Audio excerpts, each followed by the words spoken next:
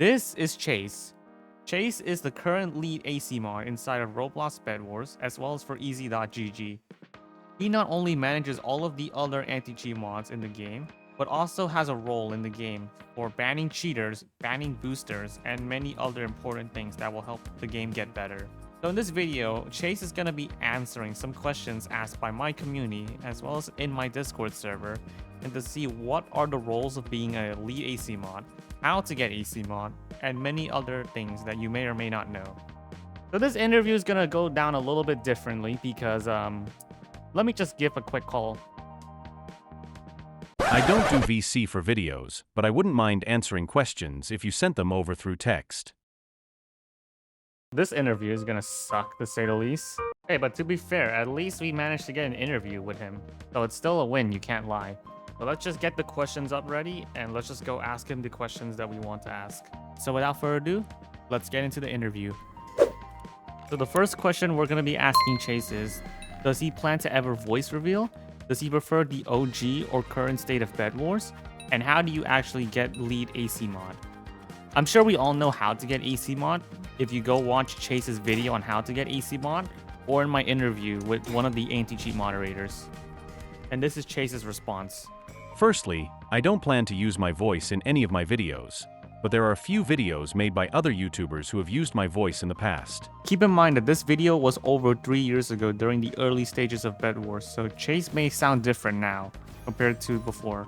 Chase, I saw that. No, you didn't. Yes, I did. I clipped it. You didn't. I was lagging. I don't know what happened. The anti-cheat sucks. Next, the current Bedwars. As much as people may dislike some change/addition, there's far more to do than there was before. I think people just miss the early days of playing Bedwars, rather than it being better. Alright, after his response, I asked him whether or not he was just uncomfortable with using his voice for video at all. It's because I don't have the personality to be a YouTuber who speaks in their videos. I don't have the voice or the motivation to put in extra effort to do so. Fortunately, the stuff I upload doesn't require me to speak at all. It's working so far. Yeah, which is actually a respectable answer, because not everyone wants to expose their voice or identity online quite yet. The next question comes from one of the AC mods, Nyx, who asked, can I have some Robux? And the second is, do you have any other roles in the easy.gg team besides being a lead AC mod, perhaps working as a developer? And then Chase's response is, no Robux, but in GG Clan, which you guys can join, which I'll leave in the link in the description. You can join it and participate in clan events and prizes for Robux if you get in GG Clan. And then the other answer is, there's no official roles, no. But he does give feedback and tests on a lot of stuff.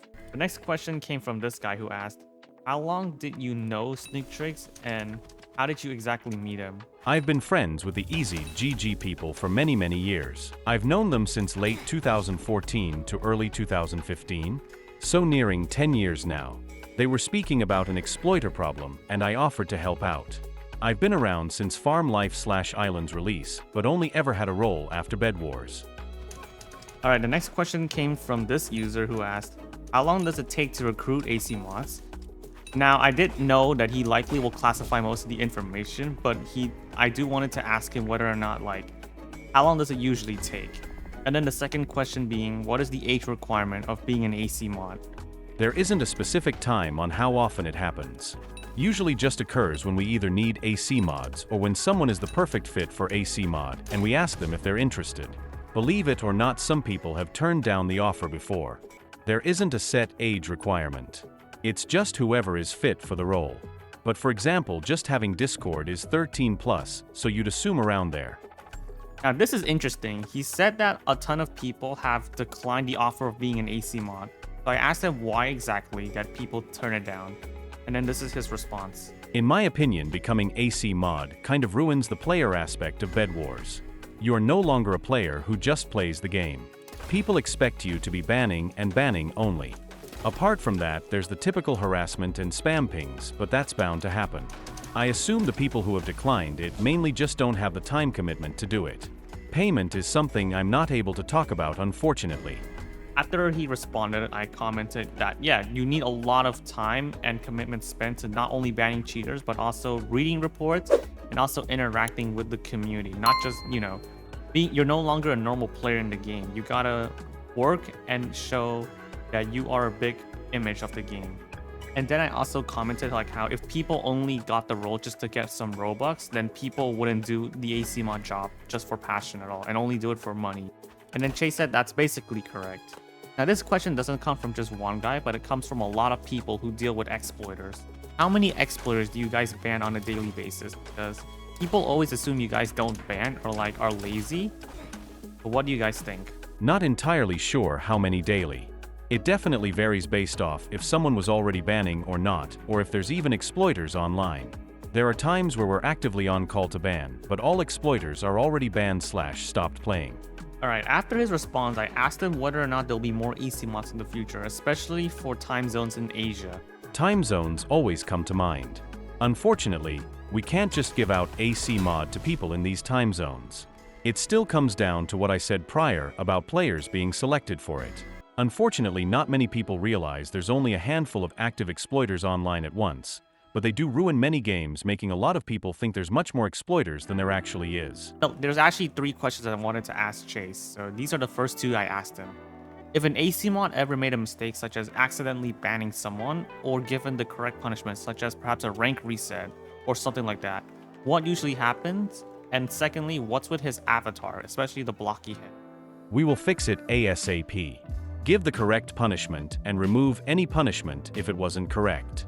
Human error is bound to happen when there's thousands of punishments given out. The block look just works really well with my avatar. Block head is funny. Other games such as Battle Royale and Block Hunt are ever returning because those games have been around for a very long time. They were very loved when they first released. And then Chase's response said that they may or may not come back in Bedwars someday, but they've only been getting tweaks, but nothing much. And then for my final question, I asked him whether or not Bedwars is ever going to open up a brand new game in the future. Because Bedwars is currently on its way to being 4 years old now, and it's going to hit season 12 in this month. Considering how long Islands, one of their older games, managed to get like many years of updates before they no longer updated, will Bedwars ever reach that state in the future? I doubt that Bedwars will stop updating like Islands did.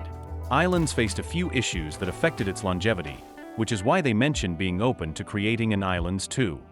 They've somewhat messed with them as side projects, but nothing serious.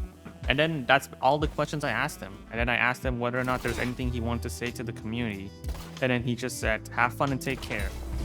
So yeah, thank you, Chase, for your response. I apologize if this interview isn't what you guys wanted. Like, you wanted a more one-on-one on talk.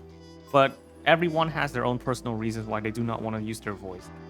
So yeah, thank you for watching, and I'll see you guys next video. Thank you all for watching once again. If you guys want to support me for future videos, I will leave the link to both my clothing merch as well as for my UGCs. Every purchase will help these videos get better. If you wish to join me and want to talk with me and my community, discord.gg/Dvalin, or you can click the link in the description. So yeah, thank you for watching, because this video took me 9 hours to edit.